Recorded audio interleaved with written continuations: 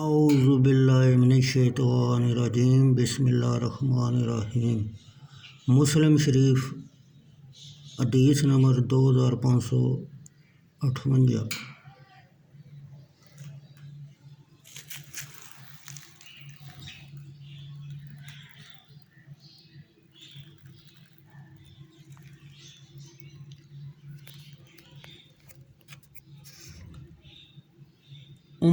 حضرت عمر رضی اللہ تعالیٰ عنہ سے روایت ہے کہ رسول اللہ صلی اللہ علیہ وسلم نے فرمایا کہ جب رات آئی اور دن گیا اور سورج ڈوبا، پس روزہ دار نے افطار کیا۔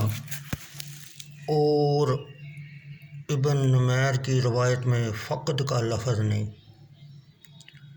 فائدہ یعنی غروب آفتاب کے بعد پھر تاخیر نہ کرے افطار میں، جیسے بعض وسواسی کہتے ہیں کہ ذرا ٹھہرو، کیا بے تابی ہے اور کیا بے صبری ہے، اور یہ نہیں جانتے کہ افطار اول ہی مسنون ہے، وقت مسنون ہے، اور غروب آفتاب اور رات کا آنا اور دن کا جانا تینوں ایک ہی وقت میں ہوتے ہیں، مگر حضور اکرم صلی اللہ علیہ وسلم نے توضیح کے لیے تینوں کو جمع فرمایا۔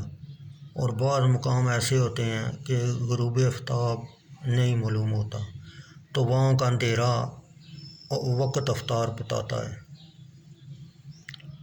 مسلم شریف حدیث نمبر 2559۔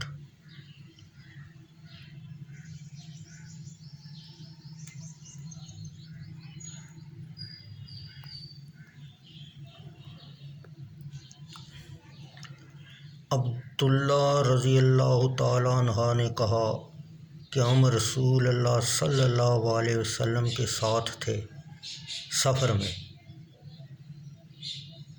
رمضان کے مہینے میں۔ پھر جب آفتاب ڈوبا تو آپ صلی اللہ علیہ وسلم نے فرمایا، اے فلانے اترو اور ہمارے لیے ستو گولو۔ انہوں نے عرض کی کہ یا رسول اللہ، ابھی آپ صلی اللہ علیہ وسلم پر دن ہے۔ یعنی صحابی کو یہ خیال ہوا کہ جب غروب کے بعد جو سرخی ہے وہ جاتی ہے جب دن جاتا ہے، حالانکہ یہ غلط ہے۔ آپ صلی اللہ علیہ وسلم نے پھر فرمایا کہ اترو یعنی اونٹ پر سے اور ہمارے لیے ستو گولو۔